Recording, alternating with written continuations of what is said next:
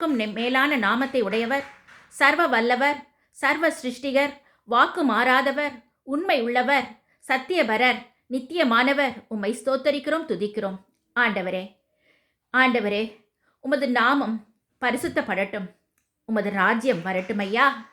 உமது சித்தம் பரமண்டலத்தில் செய்யப்படுவது போல பூமியிலே செய்யப்படட்டும்.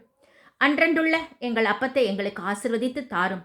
எங்களுக்கு விரோதமாய் நாங்கள் குற்றம் செய்கிறவர்களுக்கு நாங்கள் மன்னிக்கிறது போல எங்கள் பாவங்களை எங்களுக்கு மன்னியும். எங்களை சோதனைக்குட்பட பண்ணாமல் தீமை நின்று ரட்சித்து பாதுகாத்தருளும். ராஜ்யமும் வல்லமையும் மகிமையும் என்றென்றைக்கும் உம்முடையவைகளே. ஆமென். கர்த்தருடைய நாமம் பரிசுத்தப்படுவதாக. நம்ம இந்த பரமண்டல ஜபத்தை எப்போதும் நம்ம சொல்கிறோம், அதை நம்ம வழக்கமாக வச்சுருக்குறோம். அப்படி வழக்கம் இல்லாதவங்க கூட, இல்லை அந்த ஸ்டாப் பண்ணவங்க கூட, நான் இன்றைக்கி உங்களுக்கு என்கரேஜ் பண்ணுறேன்.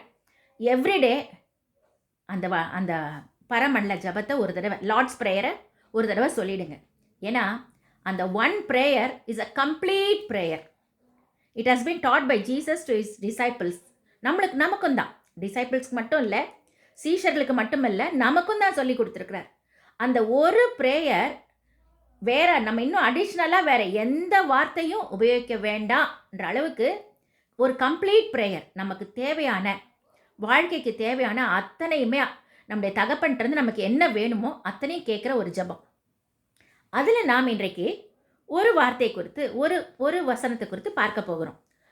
லூக்கா 11:3 சரி, மத்தேயு 6ஆம் அதிகாரத்துலையும் வருது. மத்தேயு 6:11 எங்களுக்கு வேண்டிய ஆகாரத்தை இன்று எங்களுக்கு தாரும். நம்ம எப்படி சொல்கிறோம்? எங்களுடைய அன்றன்றுள்ள எங்கள் அப்பத்தை இன்று எங்களுக்கு தாரும் அப்படின்னு சொல்கிறோம். அப்பத்தை தாரும் அப்படின்னு நம்ம ஆண்டவரை கேட்குறோம், தகப்பனை கேட்குறோம், ஆண்டவர் இல்லை. எப்படியா ஆண்டவர் சொல்லி கொடுக்கும் போதே கர்த்தராகிய ஆண்டவரே அப்படின்லாம் கேட்க சொல்லி தரல. இயேசு நமக்கு ஜபத்தை சொல்லி கொடுக்கும்போதே பிதாவே அப்படின்னு தான்றார். பிதானா அப்பாவே, அப்பா அப்படின்னு கூப்பிட்டு தான் நம்ம என்ன கேட்குறோம்? எங்களுக்கு அன்னன்னைக்கு தேவையான சாப்பாடை கொடுங்க. அதே இங்கிலீஷில் எப்படி இருக்குது? Give us day by day our daily bread, இல்லைன்னா give us this day our daily bread. தினந்தோறும் நமக்கு என்ன கொடுக்கணும்? அப்பம் கொடுக்கணும். நான் இன்றைக்கி சாப்பிட்டுட்டேன், நல்லா ஃபுல்லாக சாப்பிட்டுட்டேன், ஒரு கல்யாணத்துக்கு போனேன், இல்லை ஒரு விருந்துக்கு போனேன், ஃபுல்லாக சாப்பிட்டுட்டேன், போதுன்ற அளவு சாப்பிட்டுட்டேன் அப்படின்னு நம்ம வேணால் சாப்பிட்டுட்டு வந்து ராத்திரி வேணால் சாப்பிடாம ரொம்ப ஃபுல்லாக இருக்குன்னு படுக்கலாம். அடுத்த நாளைக்கு நம்ம சாப்பிட்டு தான் ஆகணும். நேற்று நான் ஃபுல்லாக சாப்பிட்டுட்டேன்றதுனால அடுத்த நாள் நம்ம சாப்பிடாமல் இருக்க முடியுமா? அப்போ ஒவ்வொரு நாளும் நமக்கு என்ன வேணும்? ஆகாரம் தேவை, அப்பம் தேவை, பிரெட்டு தேவை. அதனால தான் ஆண்டவர் சொல்லியிருக்காரு, அன்றன்றுள்ள கிவ் அஸ் அவர் டெய்லி பிரெட். தினந்தோறும் அப்பம் தேவை. ஆனால் அப்பன்னொன்னே நமக்கு என்ன தான் ஞாபகம் வரும்? நம்ம சாப்பிட்ற சாப்பாடு தான். நான் கூட இந்த பரமண்டல ஜபத்தை in fact word by word Bible ஸ்டடியே எடுத்துருக்கிறேன். ஒரு வசனம் ஒரு வாரம் எடுப்பேன், அதில் உள்ள ஒரு வசனத்தையும். ஆனால் அப்போ கூட நான் ஆகாரத்தை, அன்றன்றுள்ள அப்பத்தை தாரும்போது இத்தனை நாள் வரலையும் நான் என்ன தான் நினச்சி கொண்டிருந்தேன்? சாப்பாடு, இன்னைக்கு தேவையான சாப்பாடு அவர் தான் கொடுக்கணும். ஆகாயத்து பட்சிகளை போஷிக்கிற தேவன், கூப்பிடுகிற காக்கை குஞ்சுகளுக்கு உணவளிக்கிறவர், சிங்கக்குட்டிகள் கூட பட்டினியாக இருந்து கர்த்தராலே ஆகாரம் கிடைக்கப்பட்டு அவர் அந்த ஆகாரத்தை பெற்றுக்கொள்கிறது. திமிங்கிலத்துக்கு, சமுத்திரத்தில் உள்ள திமிங்கிலத்துக்கும் அவர் உணவு கொடுக்குறாரு. எல்லாருக்கும் அவர் உணவு கொடுக்குற தேவன். ஆனாலும் அவர் சொல்லினது என்ன? நமக்கு இன்னைக்கு இந்த உலகத்தில் சாப்பாடு தேவை, அதுக்கு தான் இந்த வார்த்தை சொல்லி கொடுத்துருக்காருன்னு தான் நானும் இவ்வளவு காலமும் நினைத்து கொண்டிருந்தேன். ஆனால் உண்மையிலேயே வேதம் அப்பம் என்று எதை சொல்லுகிறது? நிறைய சாப்பிட்றது தான் அப்பம். நமக்கெல்லாம் இந்த சாப்பாட்டு அப்பம் தான் ஞாபகம் இருக்கும், என்ன இல்லையா? சீஷர்கள் என்ன பண்ணாங்க? இயேசு கூட போகிறாங்க. ஒரு படவில் போகும்போது திடீர்னு இயேசு டக்குன்னு சம்மந்தம் இல்லாமல் ஒரு வார்த்தை சொல்வார். பரிசேயர் சதுசேயர் என்களுடைய புளித்த மாவை குறித்து எச்சரிக்கையாக இருங்கள். ஆரம்பமும் ஒன்றும் இல்லை, முடிவிலையும் ஒன்றும் இல்லை, டக்குன்னு இமீடியட்டாக நடுவுலேருந்து ஒரு வார்த்தையை பேசுவார். பரிசேயர் சதுசேயர் என்களுடைய புளித்த மாவை குறித்து எச்சரிக்கையாக இருங்கள். உடனே சீஷர்களுக்கு என்ன வந்துருச்சு? ஐயோ, அவங்கக்கிட்ட ஒரே ஒரு அப்பந்தான் இருக்குது. இப்போ பிரயாணம் போகிறாங்க, 12 சீஷர் ப்ளஸ் இயேசு, மொத்தம் 13 பேர் போகிறாங்க. ஒரே ஒரு அப்பத்தை வச்சு எத்தனை பேர் எப்படி சாப்பிட்றது? ஐயோ, நம்ம அப்பத்தை கொண்டு வரல வழி பிரயாணத்துக்கு, அதை தான் அவர் இப்படி இன்டைரக்டாக சொல்லி காட்டுறாரு அப்படின்னு அவங்க நினைக்கிறாங்க. மனுஷ இயல்பு எப்போவுமே அப்போன்னா சாப்பாடு தான் நமக்கு அப்பம், ஆகாரம் தான் நமக்கு அப்பம் என்று யோசிக்கிறது மனுஷ இயல்பு. அது சீஷர்கள் மட்டும் இல்லை, நம்ம மட்டும் இல்லை, எல்லா மனுஷங்களுக்கும் அது இயல்பு. அதை தவறாக சொல்லலை. அதனால தான் ஆண்டவர் என்ன சொன்னார், எப்போ பார்த்தாலும் என்ன எண்ணத்தை உண்போம், எண்ணத்தை குடிப்போம் என்று. இந்த ஜீவனுக்குரியவர்களை குறித்து கவலைப்படாதீங்கள், உங்களுக்கு இவைகளெல்லாம் தேவை என்று யார் அறிந்து வைத்திருக்கிறது? பரமபிதா. பரமபிதாவுக்கு தெரியும் உனக்கு சாப்பிட்றதுக்கு சாப்பாடு வேணும்னு தெரியும், குடிக்கிறதுக்கு தண்ணி வேணும்னு தெரியும், உடுத்துறதுக்கு ட்ரெஸ்ஸு வேணும்னு தெரியும். அதனால் இதை குறித்து நீ கவலைப்படாத, தேவனுடைய ராஜ்யத்தையும் நீதியை தேடி இவைகளெல்லாம் கூட கொடுக்கப்படும் அவர் மலை பிரசங்கத்தில் சொல்கிறார். அப்போன்னா பெரும்பாலும் உணவை குறித்து தான் நம்ம நினைக்கிறோம். ஆனால் இயேசு இந்த உலகத்தில் வந்தப்போ 3 விதமான அப்பங்களை குறித்து அவர் தன்னுடைய பிரசங்கத்தில் சொல்லியிருக்கிறத பார்க்கலாம். அவர் இந்த பரமண்டல ஜபத்தில் அப்போன்னு சொன்னது இந்த 3 விதமான அப்பத்தை தான் அவர் சொல்கிறார். ஆனால் வேதம் அப்போன்னு இன்னும் வேற எத்தனையோ காரியங்களை சொல்லுது. எதையெல்லாம் அப்பம் என்று சொல்லுதுன்னு பார்த்தோம்னா ரொம்ப ஆச்சரியமாக இருக்கும். சங்கீதம் 80:5 கண்ணீராகிய அப்பம். கண்ணீர் எப்படிங்க அப்பமாக இருக்க முடியும்? நல்லா யோசிச்சு பாருங்க. நம்ம கண்கள்லேருந்து எப்போ கண்ணீர் வரும்?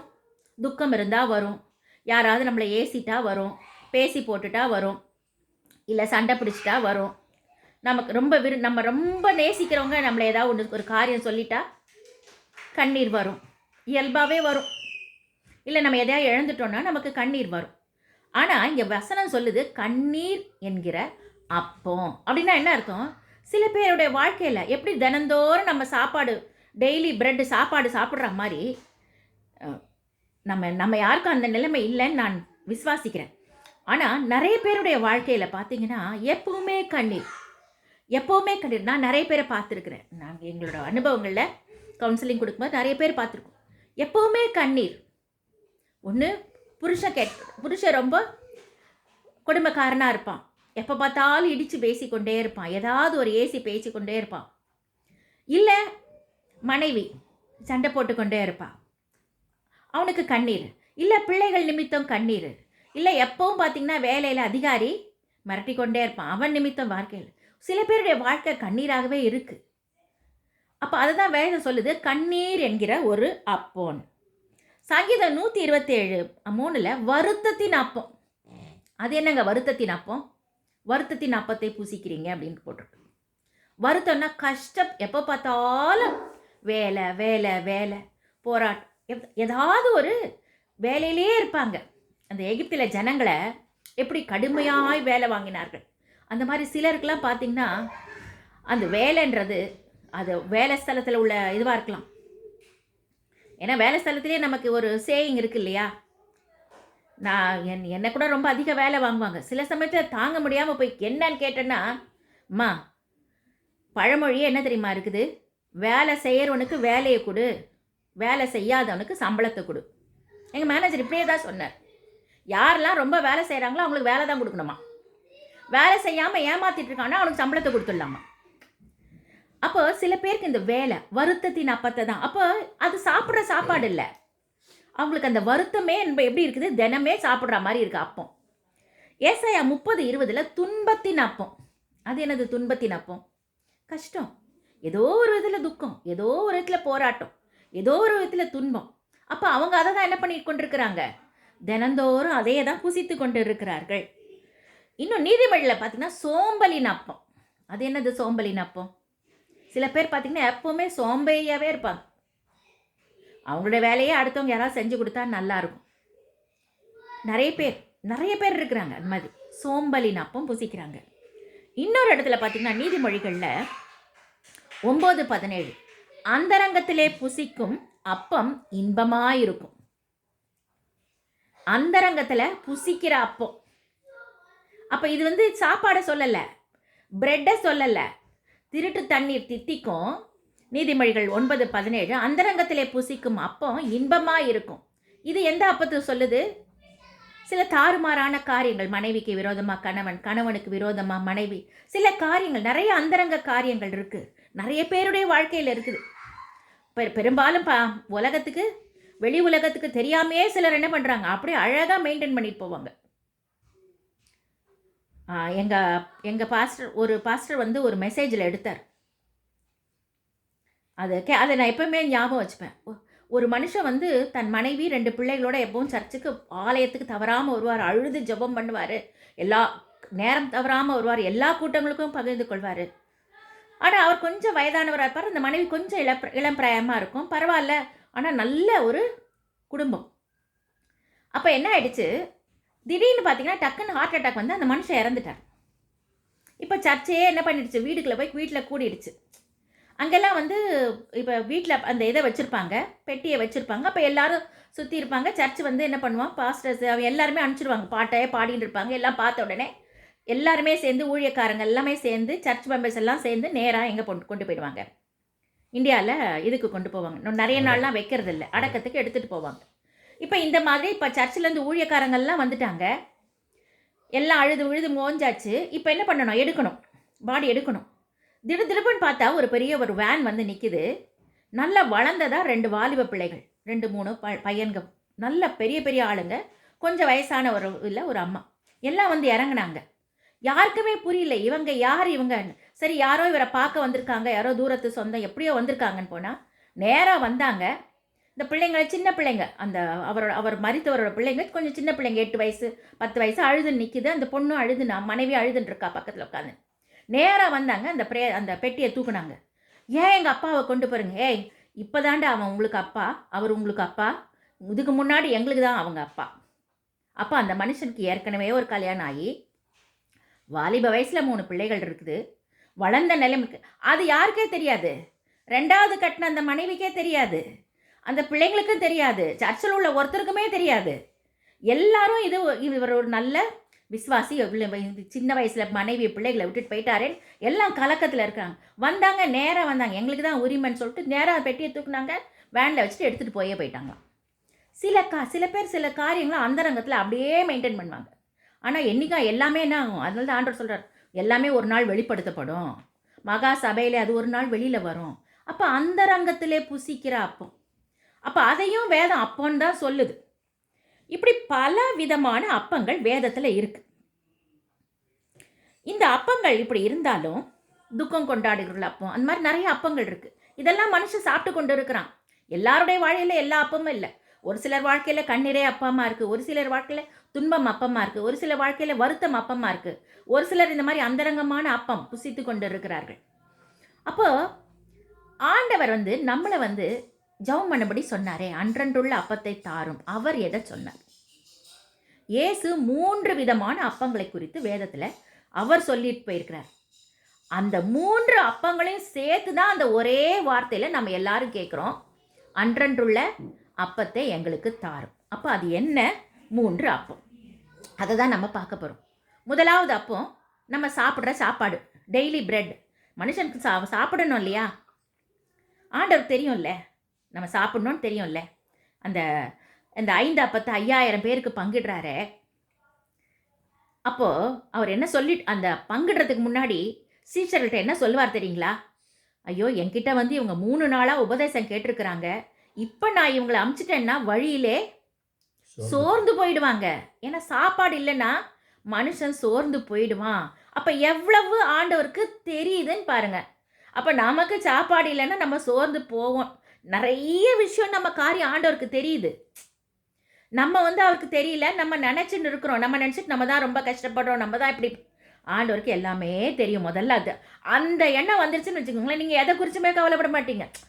இதுவும் அவருக்கு தெரியும், பார்த்துன்னு தானே இருக்கிறாரு, அவர் அதெல்லாம் அவர் பார்த்துக்குவார். இப்போ நம்ம என்ன பண்ணுவோம், வீட்டில் ஏதாவது ஒரு பிரச்சனை வந்தால் கவலைப்படாத அப்பா அதெல்லாம் பார்த்துக்குவார். பிள்ளைகிட்ட சொல்கிறோமா இல்லையா? நம்மளே பெருசாக கவலைப்பட்டுக்க மாட்டோம், நம்ம இது பண்ணணும்.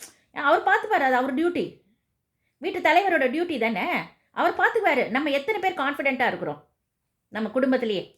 அதே மாதிரி தான் நம்ம வாழ்க்கையில் எதுனாலும் அவர் பார்த்துக்குவார், ஆண்டவர் பார்த்துக்குவார், நம்ம அப்பா பார்த்துக்குவார். அந்த கான்ஃபிடென்ஸ் வந்துருச்சுன்னு வச்சுக்கோங்களேன், நம்ம எப்போவுமே சிரிச்சுட்டே இருப்போம், எதை குறிச்சும் என்ன பண்ண மாட்டோம், கவலையே பட மாட்டோம். இப்போ ஆண்டவர் வந்து முதலாவது நம்ம சாப்பாடு, இந்த 5 அப்பத்தை 5000 பேருக்கு பங்கிட்டு கொடுத்தார். எப்படி கொடுத்தாரு? ஜனங்கள் எல்லாரும் சாப்பிட்டு திருப்தி அடைந்தார்கள். அப்போ நமக்கு எப்படி ஆகாரத்தை எப்படி கொடுக்குற தேவன்? திருப்தியாய் புசிக்க கொடுக்கிற தேவன். இப்போ எலியா கூட பஞ்ச காலத்தில் எங்கே போய் ஒளிஞ்சுட்டு இருக்கிறாரு? ஒரு ஆற்றங்கரையில் போய் ஒளிஞ்சிட்டாரு. அது வனாந்தரம். ஏன்னா மனுஷங்களை பார்க்க முடியாது. எசபேல் வந்து எலியாவை கொலை பண்ணணுன்ற வெறியில் இருக்கிறா. அவ தான் ராணி. ராஜாவால் ஒன்றும் பேசவே முடியாது. அவர் சரண்டர் அந்த ராணி கிட்ட. எலியா தீர்க்கதரிசி. எலியாவை கொல்லணும்னு பார்க்குறா. இப்போ அவர் போய் ஒளிஞ்சிட்டார். அப்போ மனுஷன் நடமாட்டமே இல்லாத இடத்துல அவர் ஒளிஞ்சா கூட சாப்பாடு எது கொண்டு வந்து கொடுத்துச்சு? காகம் கொண்டு வந்து கொடுக்குது. ஏன்னா அவர் அங்கே ஒளிஞ்சா கூட அவருக்கு சாப்பாடு தேவைன்றது ஆண்டவருக்கு தெரியுது. யார் அனுப்புகிறாரு? காகம் மட்டும் யாருக்கும் கொடுக்காது, தெரியுங்களா? கொடுக்காத ஒரு அப்படிப்பட்ட ஒரு பட்சியை கொண்டு வந்து கொடுக்குற மாதிரி ஆண்டவரால் வைக்க முடியும். ஏன்னா அவருக்கு தெரியும் நமக்கு சாப்பாடு தேவை. இப்போ 40 நாள் பிரயாணம் பண்ணணுன்னே வனாந்தரத்தில் ஒரு மனுஷனும் இல்லை. அப்போ எப்படி கொடுக்கறது? தூதன் வந்து தழலிலே சுட்ட அடையும் தண்ணீரையும் எலியாக்கிட்ட முன்னாடி வச்சு எழுந்து சாப்பிடு. அப்போ ஆண்டவருக்கு நமக்கு சாப்பாடு தேவைன்னு தெரியும். இந்த அப்பத்தை அவர் எப்போவுமே தரார். அதான் முதலாவது அப்பம். எல்லாருக்குமே அவர் அது தரார். ரெண்டாவது அப்பம் யோவான் அதான் வனாந்தரத்தில் வரும்போது கூட ஜனங்களுக்கு என்ன கொடுத்தாரு? வனாந்தரத்தில் விளைப்பு இல்லை. இஸ்ரவேலர் நடந்து வராங்க. அங்கே வந்து விளைச்சல் கிடையாது, செடி கொடி கிடையாது, எந்த ஆகாரமும் கிடையாது. அந்த இடத்துல அவங்களுக்கு சாப்பாடு வேணும். எப்படி கொடுக்கறது? வானத்திலிருந்து தூதர்களுடைய அப்பத்தை மனுஷன் சாப்பிட்டான். வானத்தின் தானியத்தை மனுஷன் சாப்பிட்டான். வானத்தின் தானியத்தினாலே திருப்தி ஆக்கினார். பனி பெய்யும் போது மண்ணாவை பெய்ய வச்சார் சாப்பிட்றதுக்கு. அது வந்து ஸ்பிரிச்சுவல் ஃபுட் இல்லை, லிட்ரல் ஃபுட்டு. ஏன்னா அதை எடுத்து போய் உரல்ல அரைச்சி மாவை அரைச்சி அப்பமாகவோ பணியாரமாகவோ அவங்க செஞ்சு சாப்பிட்டாங்க. அப்போது எந்த சூழ்நிலையிலும் நமக்கு ஆகாரம் கொடுக்கறது அது முதலாவது அப்பம். நம்ம அன்றன்றுள்ள அப்பத்தை தாரும் கேட்கும்போது முதலாவது நாம் கேட்குறது, எல்லாருமே நம்ம இதை தான் கேட்குறோம். அது தப்பே கிடையாது. இன்றைக்கி தேவையான சாப்பாடு. நைட்டு படுக்கும்போதும் இதை சொல்லினா போகிறோம், ஆண்டவரே இன்றைக்கி எனக்கு தேவையான அப்பத்தை கொடுத்தீங்க, தேங்க்யூ சொல்கிறோமா இல்லையா? நான் சொல்லுவேன், ஒரு நாள் நான் நைட்டில் அப்படி தான் சொல்லுவேன், ஆண்டவரே இன்றைக்கி எனக்கு பாதுகாத்தீங்க, இன்றைக்கி தேவையான சாப்பாடெல்லாம் கொடுத்தீங்க, ரொம்ப தேங்க்ஸ் ஆண்டவரே. அப்போ ஆகாரம் வந்து ஒரு அப்பம். ரெண்டாவது அப்பம் யோவான் 6ஆம் அதிகாரத்தில் போதகர் எப்பவுமே எடுப்பார் இல்லையா? ஜீவ அப்பம் நானே, என்னை புசிக்கிறவன் இதில் புசிக்கிறவன் மறியாமல் இருப்பான், மறியாமல் இருக்கும்படி வானத்திலிருந்து இறங்கி வந்த அப்பம் நானே அப்படின்னு சொல்லி தன்னையே என்ன கொடுத்தாரு? தன்னையே, தன் சரீரத்தையே பிக்க கொடுத்தார், அப்பமாய் கொடுத்தார். நம்ம அதை தான் நினைவு கூறும்படி கம்யூனியனும் எடுக்கிறோம். அப்போ இது ஸ்பிரிச்சுவல் ஃபுட்டு.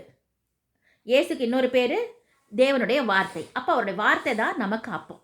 இது யார் இந்த வார்த்தையை சாப்பிட்டா என்ன பண்ண முடியும்? ஆத்மா பிழைக்கும். கேளுங்கள், உங்கள் ஆத்மா பிழைக்கும். அப்போ இந்த ஜீவ அப்பத்தை நாம் சாப்பிடும் பொழுது நாம் பிழைக்கிறோம், நம்ம மறிக்கவே மாட்டோம். அப்படி தான் அவரே சொல்கிறார் இல்லையா? என்னிடத்தில் வருகிறவன் ஒரு காலம் பசியடையான், ஒரு காலம் தாகமடையான், இதிலே புசிக்கிறவன் மறியாமல் இருக்கும்படி வானத்திலிருந்து இறங்கின அப்பம் இதுவே, இந்த அப்பத்தை புசிக்கிறவன் என்றென்றைக்கும் பிழைப்பான். யோவான் 6ஆம் அதிகாரத்தில் வரிசையாக இருக்குது. அப்போ ரெண்டாவது food spiritual food for the inner man, for the soul, ஆத்மாவுக்கு தேவன் கொடுக்குற அப்பம். அப்போ நம்ம அன்றன்றுள்ள அப்பத்தை தாரும் சொல்லும்போது ரெண்டாவது அப்பம் நமக்கு ஆண்டவர் எதை கொடுக்குறாரு? நம்ம ஆத்மாவுக்கு தேவையான ஆகாரத்தை கொடுக்குறாரு. மூணாவது, இதை தான் நான் ஸ்ட்ரெஸ் பண்ண விரும்புகிறேன், எல்லாருமே இதை புரிந்து கொள்ளணும்னு விரும்புகிறேன்.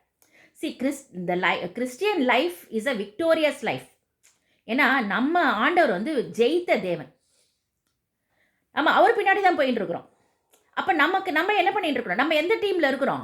ஜெயிக்கிற டீமில் இருக்கிறோம். நமக்கு சேனைகளின் அதிபதி கர்த்தர் தான் நமக்கு லீடரு, இயேசு தான் நமக்கு லீடரு. அவர் சகலத்தையும் ஜெயித்தவர், எல்லாத்தையும், உலகத்தை எல்லாத்தையுமே ஜெயித்தவர். இப்போ அவருடைய டீமில் இருக்கிறோன்னா நம்ம டீம் என்ன team? Winning team. Are we not? நம்ம வின்னர் டீமில், ஏன்னா அவர் டீமில் இருக்கிறோம், நம்ம வேற லூசர் டீமில் இல்லை. அப்போ நம்ம ஜெயிக்கணும்.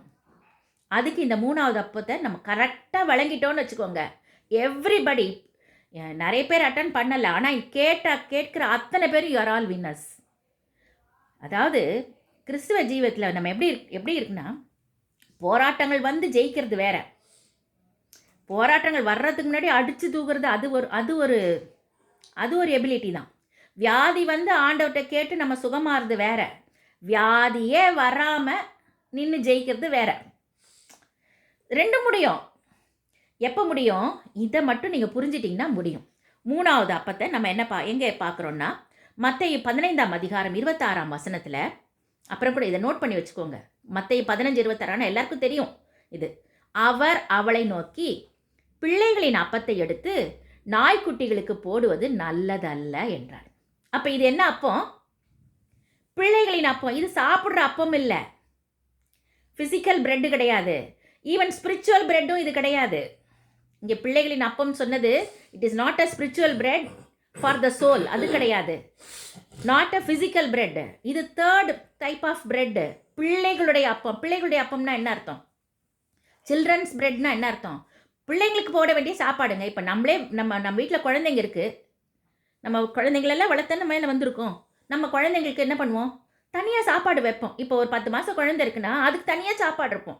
அதுக்கு நல்லா அழகாக பருப்பு சாதம்லாம் போட்டு நல்லா கடைஞ்சி வச்சு கொடுக்குறோன்னு வச்சுக்கோங்க. ஒரு வயசு குழந்தைக்கு நல்லா பண்ணிவிட்டு நம்ம எடுத்து சாப்பிட்ருவோமா?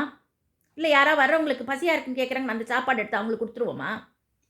குழந்தை சாப்பாடை பத்திரமா வைப்போம். நமக்கு எவ்வளோ பசியாக இருந்தால் கூட நம்ம என்ன பண்ண மாட்டோம், அதை தொட மாட்டோம். நம்ம பிள்ளை ஒன்று சாப்பிடுதுன்னா நம்ம என்ன பண்ணுவோம், அதை பத்திரப்படுத்தியே வைப்போம்.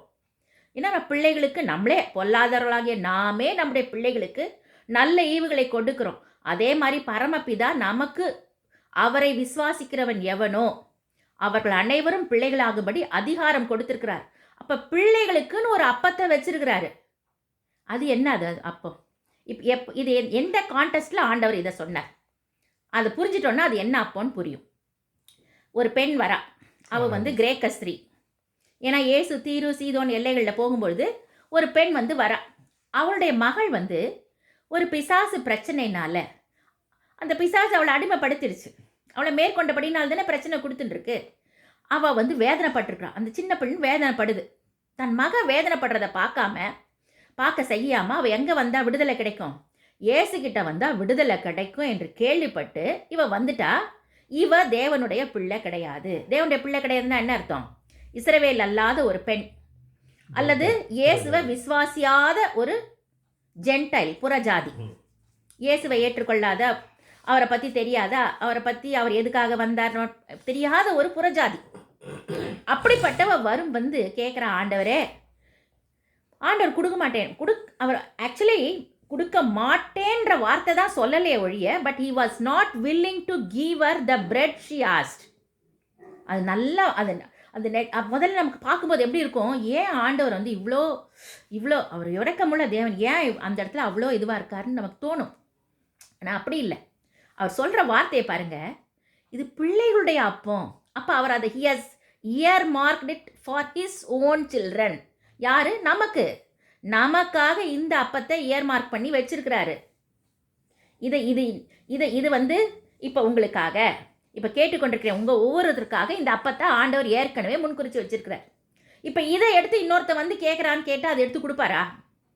அதை தான் அங்கே ரெஃப்யூஸ் பண்ணுறாரு. அப்போ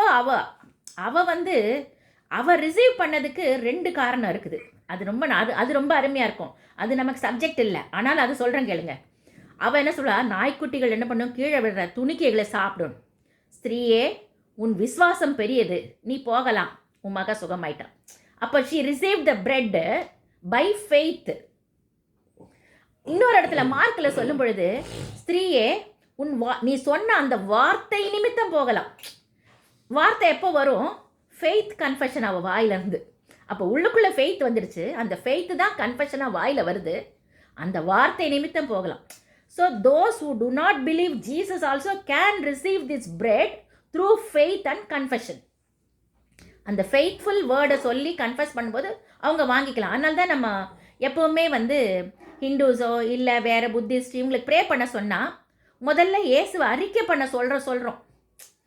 சிலருக்கு என்ன பண்ணலை, விருப்பமாக இருக்காது. என்னத்துக்கு இவங்க இயேசு நேராக கை வச்சு ஜெபம் பண்ணிட்டு போயிடலாம்ல, நம்ம ஜபத்துக்கு வந்திருக்கிறாங்களே, ஜபிச்சுட்டு போகணுமே, யார் சொன்னாலும் ஜபிக்கணும் தானே, அவங்க ஜபிக்க வேண்டியது தானே கூட இருக்கவங்க கூட நினைப்பான். நம்ம கூட இருக்க கிறிஸ்டியன்ஸும் அப்படி தான் நினைப்பாங்க. ஆனால் அப்படி இல்லை. when you are a gentile, when you are a non-believer, even you can receive Jesus, you can receive blessing from Jesus only through faith and confession. அதனால தான் வாயில் விசுவாசத்தை சொல்லி அவங்கள வாயில் அறிக்கை பண்ண சொல்கிறோம். அப்புறம் தான் அவங்களுக்கு கிடைக்கும். சும்மா நம்மளும் கூப்பிட்டு வந்தாங்களேன்னு ஜபிச்சுட்டு போகிறதுல அவங்களுக்கு கிடைக்காது. வேணா வெறும் ஜபம் வாயில் வேணா இருக்கலாம், they cannot receive it. Unless they have faith and confession they cannot other Gentiles cannot receive. அதனால தான் நம்ம அவங்களை கன்ஃபஸ் பண்ண வைக்கிறோம். சரி, அது போயிடும். இப்போ பிள்ளைகளின் அப்பம்னு அவர் சொன்னது என்ன? அங்கே டெலிவரன்ஸ், சுகம், விடுதலை. அப்போ விடுதலையாய் வாழறது என்பது தான் பிள்ளைகளுக்கு இயேசு வைத்திருக்கிற, நம்ம பிதா வைத்திருக்கிற அப்பம். முந்தி பிள்ளைகள் திருப்தி அடையட்டும், முதல்ல நம்ம பிள்ளைகள் தான் சாப்பிடணும் அப்படின்னு ஆண்டவர் அதை விரும்புகிறார். அப்போ நாம் விடுதலையோடு வாழ வேண்டும். இயேசுவோட வருகைக்கே ஏசாயா தான் முதல்ல தீர்க்க தரிசனம் சொல்வார். எல்லாரும் சொல்லியிருக்கிறாங்க, ஆனால் ஏசாயா தான் ரொம்ப கிளியராக சொல்வார். அதையே இயேசு என்ன பண்ணுவார்? தேவாலயத்தில் ஒரு ஜப ஆலயத்துக்கு போவார். அவர் கையில் ஏசாயா தீர்க்கதரிசியோட புஸ்தகம் கொடுக்கப்படும். அவரும் வாசிப்பார். நொறுங்குண்டவர்களுக்கு விடுதலை, சிறைப்பட்டவர்களுக்கு விடுதலை அளிக்கும்படியாய் கர்த்தரா வந்து என்னை அனுப்பினார். அப்போ இயேசு வந்ததோட மெயின் பர்பஸ் என்ன? நம்மளை விடுதலை ஆக்கணும், பாவத்திலேருந்து விடுதலை ஆக்கணும், சாபத்திலேருந்து விடுதலை ஆக்கணும், கடன் பிரச்சனையிலேருந்து விடுதலை ஆக்கணும், அடிமைத்தனத்திலிருந்து விடுதலை ஆக்கணும். எந்த காரியம்னாலும் நம்மளாம் நினைத்து கொண்டிருக்கிறோம். இப்போ அந்த பெண்ணுக்கு வந்து பிசாசின் பிடியிலேருந்து விடுதலை. பிசாசுனா ஒன்லி மேனிஃபெஸ்ட் ஆனாதான் நினைக்காதீங்க. தேவன் நமக்கு பயமுள்ள ஆவியை கொடாமல் பெலமும் அன்பும் தெளிந்த புத்தியும் உள்ள ஆவியை கொடுத்துருக்கிறார். கொஞ்சம் பேர் பார்த்தீங்கன்னா சொல்லுங்களேன், எப்போ பார்த்தாலும் ஐயோ எனக்கு ரொம்ப பயமாக இருக்குது, எனக்கு ரொம்ப பயமாக இருக்குது, இதே தான் சொல்லிகிட்டே இருப்பாங்க. எனக்கு பயமாக இருக்குது, பயமாக இருக்குது அப்படின்னா என்ன அர்த்தம்? அது கூட ஒரு பயமுள்ள ஒரு ஆவி. ஆண்டவர் வந்து விடுதலையோடு வாழணும்னா எல்லா டோட்டல் டெலிவரன்ஸ் அதுதான் இயேசு நமக்கு கொடுத்துருக்கிறது. அதுதான் பிள்ளைகளுடைய அப்போ. நம்ம பிள்ளைகள் போய் அப்பா சாப்பாடு கொடுன்னு கேட்டால் நம்ம அப்பா வந்து ஏதாவது பழைசெல்லாம் எடுத்து கொடுப்பாரா? இல்லை, நல்லதாக கொடுக்குறாரு. ஃபுல் டெலிவரன்ஸோடு நம்ம வாழணும்னு தான் கொடுக்குறாரு. சில பேர் பார்த்தீங்கன்னா பிரச்சனையே இருக்காது, ஒன்றும் இருக்காது, ஆனால் பலவீனமாக இருக்குதுன்னு சொல்லிட்டே இருப்பாங்க.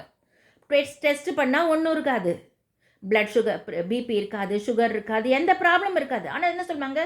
எனக்கு ரொம்ப பலவீனமாக இருக்குது சொல்லிட்டே இருப்பாங்க. அப்போ அது கூட என்ன? பலவீனப்படுத்தும் ஆவி. So Jesus wants us to leave in a complete, எப்படி என்ன சொல்ல வரேன்னா முழுமையான விடுதலையோடு வாழணும். அதனால தான் அவர் கொடுத்த பிரமாணத்துக்கு பேரே என்ன? சுயாதீன பிரமாணம். சுயாதீன பிரமாணம்னா விடுதலையின் பிரமாணம். மனுஷன் விடுதலையோடு வாழணும், எந்த பிரச்சனையும் இருக்கக்கூடாது, எந்த போராட்டமும் இருக்கக்கூடாது, எந்த கஷ்டம், துன்பம், துக்கம் எதுவுமே இருக்கக்கூடாது. அப்போ அப்படின்னா என்ன அர்த்தம்? சமாதானம். அதனால தான் ஆண்டவர் சமாதானத்தை கொடுத்து போகிறேன்னா நமக்கு எல்லாருக்கும் கொஞ்சம் ஒரு வருத்தம் கொடுக்கும். ஏதாவது ஒரு கார் கொடுத்துட்டு போகிறேன், ஒரு வீடு கொடுத்துட்டு போகிறேன்னு சொல்லாமல் என்ன சொல்கிறாரு? சமாதானத்தை கொடுத்துட்டு போகிறேன்றாருன்னா, சமாதானம் எப்போ இருக்க முடியும்? டோட்டல் டெலிவரன்ஸ் இருந்தால் தான் சமாதானம் இருக்க முடியும். இப்போ நம்ம வீட்லேயே ஏதோ ஒரு கஷ்டம் இருக்குது, ஒரு வியாதியோ இருக்குது, சமாதானமாக இருக்க முடியுமா? எப்போ இந்த வியாதி சுகமாகும்னு தெரியலையே, எப்போ இதுலேருந்து விடுதலை ஆகும்னு தெரியலையே, இப்போ ஏதோ ஒரு நமக்கு எதிர்பார்த்துட்டு இருக்கோம், இன்னும் வரல, எப்போ வரும்னு தெரியலையே. அப்போ நம்மக்கிட்ட என்ன இருக்குது? ஒரு சின்ன போராட்டங்கள் இருந்து கொண்டே இருக்குது. அதனால தான் ஆண்டவர் சொல்ல, நான் உனக்கு சமாதானத்தை தரேன். Total deliverance is promised. அதுதான் புரிந்து கொள்ளணும். அதுதான் பிள்ளைகளின் அப்பம். பிள்ளைகளின் அப்பம்னா என்ன அர்த்தம்? நமக்கு உரிமையான அப்பம். அது புரிஞ்சுக்கணும். இப்போ வேலைக்காரனுக்கு அப்பம் கொடுக்கறது வேற, பிள்ளைக்கு அப்பம் கொடுக்கறது தகப்பனுடைய கடமை தானே. ஈவன் மிருகங்கள் கூட, பறவைகள் கூட பார்த்தீங்கன்னா தன்னோட குழந்தைங்களுக்கு ஃபுட்டு கொடுக்குது. அது பெற்றோருடைய கடமை. அதே மாதிரி ஆண்டவர் நமக்கு வச்சிருக்கிறது பிள்ளைகளுடைய அப்பம், விடுதலையான ஒரு வாழ்க்கை, டோட்டல் டெலிவரன்ஸ். நம்ம அது எந்த பிரச்சனையாக, இன்றைக்கி நமக்கு வாழ்க்கையில் அது எந்த பிரச்சனையாக கூட இருக்கலாம், எந்த போராட்டமாக இருக்கலாம், சரீரத்தில் உள்ள வியாதியின் போராட்டமாக இருக்கலாம். வியாதியோடு வாழணும்னு ஆண்டவர் விரும்பவே இல்லைங்க. வியாதி வரும், ஆனால் நிலச்சி நிற்கக்கூடாது. வரும், வராதுன்னே நான் சொல்ல மாட்டேன். அதுக்கு நிறைய XYZ நிறைய ரீசன்ஸ் இருக்குது. But it cannot prolong. அதான் நான் சொல்ல வரேன். You have to be delivered. இத்தனை நாள் டெலிவர் ஆகலைனாலும் இப்போ நீங்கள் இதை விசுவாசித்து இப்போ நீங்கள் கேட்க போகிறீங்க, ஆண்டவரே அன்றன்றுள்ள ஆகாரத்தை எங்களுக்கு தாரும் சொல்லும் பொழுது ஆண்டவர் இந்த 3 அப்பங்களையும் தரார். ஒன்று ஃபிசிக்கல் பிரெட், நம்ம சாப்பிட்றதுக்கு தேவையான சாப்பாடு. 2வது ஸ்பிரிச்சுவல் பிரெட், நம்ம ஆவிக்கு தேவையான தேவனுடைய வார்த்தைகள். 3வது பிள்ளைகளுடைய அப்பமாகிய விடுதலையின் அப்பம். நம்ம விடுதலையோடு வாழணும். வியாதியிலேருந்து விடுதலை, நோயிலிருந்து விடுதலை, பாவத்திலேருந்து விடுதலை, கடன் தொல்லையிலேருந்து விடுதலை, கஷ்டத்துலேருந்து விடுதலை, துக்கத்திலேருந்து விடுதலை, போராட்டத்திலேருந்து விடுதலை, எதுவாக இருந்தாலும் எல்லாத்துலேருந்து ஆண்டவர் இன்றைக்கு விடுதலையை தருகிறார். அதை மட்டும் நம்ம விசுவாசிப்போம். விசுவாசித்து நான் ஜெபம் பண்ணும்போது நீங்கள் எல்லாருமே கேளுங்க, இன்றைக்கி மட்டும் இல்லை, டெய்லி அந்த பரமண்டல ஜெபம் சொல்லும்போது என்ன சொல்லுங்கள், ஆண்டவரே அன்றன்றுள்ள அப்பத்தை தாரும்போது உங்கள் மனசில் என்ன இருக்கணும், இந்த 3 அப்பமும் மனசுக்குள்ளே வரணும். வெறும் சாப்பாடு மட்டும் இல்லை, வெறும் சாப்பாடு மட்டும் இல்லை. ஆமாம், அப்படி ஏன்னா அதுவும் கொடுத்துருவார். எல்லா அப்பத்தையுமே அவர் தரணும். நமக்கு வந்து இதை மட்டும்தான் கேட்டுருக்கணும். நம்ம என்ன கேட்குறோமோ அதுதானங்க கிடைக்கும் இல்லையா? இப்போ நான் உங்கள்கிட்ட வந்து எனக்கு ஒரு வேளை சாப்பாடு போடணும்னா நீங்கள் சாப்பாடு தான் போடுவீங்க. எனக்கு வேறு இன்னொன்று தேவையாக்கலாம் சொன்னால் தானே உங்களுக்கு தெரியும். ஒரு பேச்சுக்கு சொல்கிறேன். அந்த மாதிரி தான் நமக்கு என்ன தேவை, நம்ம நினச்சிட்டு இருப்போம் சாப்பாடை மட்டும்தான் அப்படின்ற அப்பத்தை தாரும் கேட்குறோம். அப்போ இன்னிலேருந்து நம்ம என்ன கேட்க போகிறோம், பிள்ளைகளின் அப்பத்தை தாரும், ஜீவ அப்பத்தை தாரும் டெய்லி. அப்போ daily bread consist of all the 3 breads. இந்த 3 பிரெட்டே நம்ம வாங்கிக்க போகிறோம். பிள்ளைகளோட அப்போ நம்மளுடைய உரிமை, it is our privilege, we are entitled for it. அதை ஒருத்தருமே ரெஃப்யூஸ் பண்ண முடியாது. நமக்கு கொடுக்கறதுக்கு அவர் ரெடியாக நிற்கிறார். அதனால் நம்ம தான் கேட்டு வாங்கிக்கணும். கேளுங்கள் உங்களுக்கு கொடுக்கப்படும். அதனால் பரமமண்டல ஜெபத்தை நம்ம எப்போ சொன்னாலும் தைரியமாக ஆண்டவரே ஆண்டவரே அன்றன்றுள்ள அப்பத்தை தாருன்னு சொல்லும்போது விடுதலையை தாங்க, விடுதலை தாங்க ஆண்டவரே. இந்த காலில் எவ்வளோ நாள் வருத்தம் இருக்குது ஆண்டவரே, இந்த கால் வலி இன்றைக்கு என்னை விட்டு நீங்கள் ஆண்டவரே. பிள்ளைங்களை அப்பமாகி அந்த விடுதலை அப்பத்தை தாங்க. சொல்லுங்கள், உங்கள்கிட்ட என்ன ப்ராப்ளம் இருக்குது உங்களுக்கு தான் தெரியும், எனக்கு தெரியாது, ஆண்டவர் தெரியும். ஆனால் உங்கள் வாயிலிருந்து கேட்கணும்னு விரும்புகிறார் ஆண்டவர். இந்த வேலையில் நீங்கள் அது எதுவாக இருந்தாலும் கேளுங்க. அது உங்கள் பிள்ளையை குறித்த கவலைன்னா அதை குறித்து கேளுங்க, இல்லை வேறு எந்த காரியம்னாலும் அதை குறித்து கேளுங்க. இல்லைன்னு சொல்லாமல் தரவர் நம்ம ஆண்டவர் மட்டும்தாங்க. நம்ம கேட்குறோன்றதுக்காக ஒருவரையும் கடிந்து கொள்ளாமல் கொடுக்கிறவர் அவர் தான். நல்லா கவனிச்சு பாருங்க, யாக்கோபு எழுதுறார், ஒருவரையும் கடிந்து கொள்ளாமல் கொடுக்கிறவர், சம்பூர்ணமாய் கொடுக்கிற தேவன் அவர் தான். மனுஷன் ஒரு நாள் கொடுப்பான், அடுத்த நாள் முகம் மாறிடும். ஆனால் ஆண்டவர் அப்படி கிடையாது. எப்பயுமே நீங்கள் எப்போ கேட்டாலும் அதே, எப்படி தாய் வந்து பிள்ளை வந்து எப்போ கேட்டாலும் சாப்பாடு போடுன்னா அடுத்த நிமிஷம் என்ன கஷ்டமாக இருக்கட்டும், அவங்க எவ்வளோ வயசானவங்களா கூட இருக்கட்டும், எவ்வளோ ஏழாமையில் கூட இருக்கட்டும், உடனே எழுந்து ஓடுவாங்க பிள்ளைக்கு சாப்பாடு போடணும். அதே தாய் அன்புள்ள நம்முடைய தேவன் நமக்கு ஆகாரத்தை கொடுக்க காத்திருக்கிறார். நம்ம கேட்டு பெற்றுக்கொள்ளுவோம். பரமண்டல ஜெபத்தை எப்போ சொன்னாலும் அதை கருத்தோடு சொல்லுவோம். அதில் நம்ம வாழ்க்கைக்கு தேவையான எல்லாமே இருக்குது. கர்த்தர் நம்மை ஆசீர்வதிப்பாராக. ஆமென். பாட்டு பாடுங்க சார்.